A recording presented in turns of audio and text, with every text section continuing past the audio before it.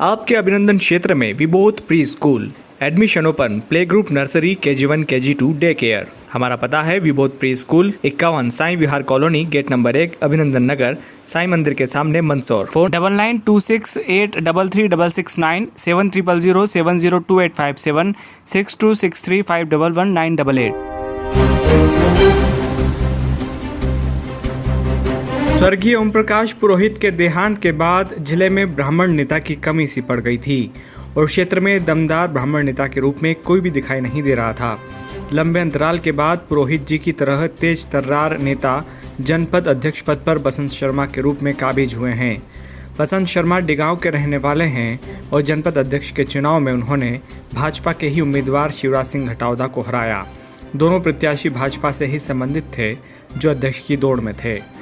शिवराज सिंह को 11 मत मिले तो वही बसंत शर्मा को 14 मत मिले। पिछली बार के जनपद चुनाव की तरह इस बार भी जनपद चुनाव में जनपद पंचायत के बाहर जमकर हंगामा हुआ और सूत्र बताते हैं कि मारपीट तक हुई। पिछले चुनाव में भाजपा व कांग्रेस नेताओं के बीच मारपीट हुई थी, जिसके फोटो व वीडियो सोशल मीडिया पर वायरल हुए थे। लेकिन इस बार भाजपा नेताओं में यह घटना घटित हुई है। शिवराज समर्थक लोगों को भाजपा के किसी नेता के साथ अभद्रता और दोगलेपन का आरोप लगाते हुए गालियां दी गई। इससे जनपद का माहौल गर्मा गया और पुलिस को लाठी के जोर पर भीड़ को तितर बितर करना पड़ा। शिवराज सिंह को समझाने गए भाजपा के एक नेता जबरन उनसे गले मिलते नजर आए, जबकि शिवराज सिंह घटावदा की नाराजगी साफ झलक रही थी।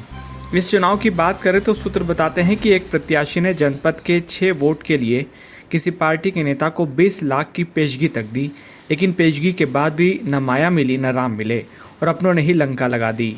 कुल मिलाकर कहे तो भाजपा का मुकाबला भाजपा से ही था और कांग्रेस तो सबको देखती रही।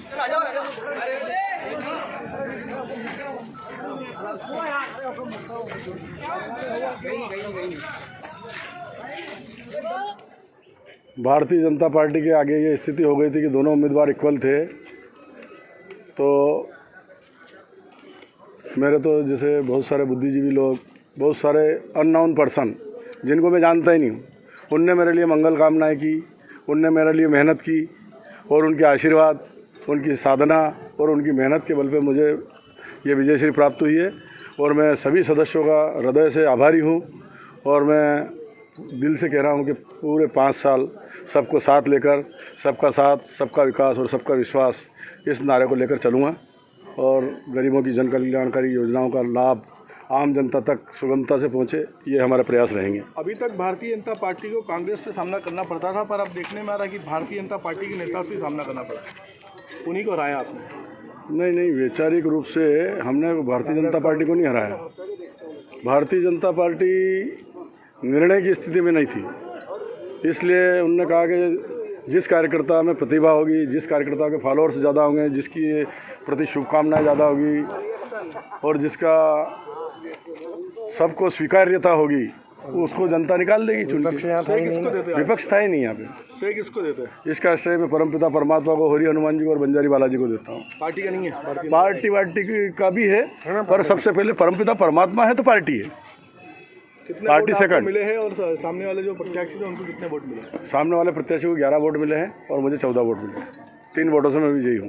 धन्यवाद। क्योंकि कांग्रेस सामने थी नहीं और दोनों ही हमारे वरिष्ठ और निष्ठावान कार्यकर्ता थे, दोनों की इच्छा से ही हुआ है। संगठन ने उनके ऊपर ही छोड़ दिया क्योंकि मैदान में विपक्षी पार्टी है नहीं और दोनों ही योग्य थे, इसलिए दोनों की इच्छा से कि हम कोई दिक्कत नहीं। कहीं ना कहीं आपको लगता है कि भाजपा से संगठन इसमें फेल रहा है?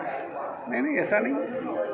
पार्टी दोनों की सहमति से हुआ है, कोई थोपा गया निर्णय नहीं है। क्या गुटबाजी सामने नहीं आ रही है? आपको क्या लगता है? नहीं, कोई आरोप लगा रहे हैं, कोई गुटबाजी। क्या उम्मीदवार आरोप लगा रहे हैं जीतने में है कि भाजपा ने खेल खेला है हमारे साथ? नहीं, ऐसा कुछ नहीं, दोनों की सहमति से हुआ है। सभी जो निर्णय कमेटी थी, सब लोगों की सहमति से हुआ। हारे हुए प्रत्याशी का कहना है कि अभी तक हमको कांग्रेस से सामना करना पड़ा था, पर अब बीजेपी के ही लोगों से सामना करना पड़ा, तो क्या मानते हैं? पार्टी सामने, कांग्रेस पार्टी सामने होती धंधाई चुनाव लड़ते हैं। और क्या भाजपा ने एक नज़ीर रखी है नगर पालिका चुनाव पे, उसमें फिर हाल हो सकता है? देखिए, ये क्या है, ये सिंबल का चुनाव नहीं होता है, इसमें पार्टी समर्थन करती है और जहाँ सिंबल का है वहाँ तो पार्टी लाइन चलती है। यहाँ भी प्रयास ये किया जाता है कि समन्वय के साथ निर्णय हो जाए और वो समन्वय के साथ ही निर्णय हुआ है।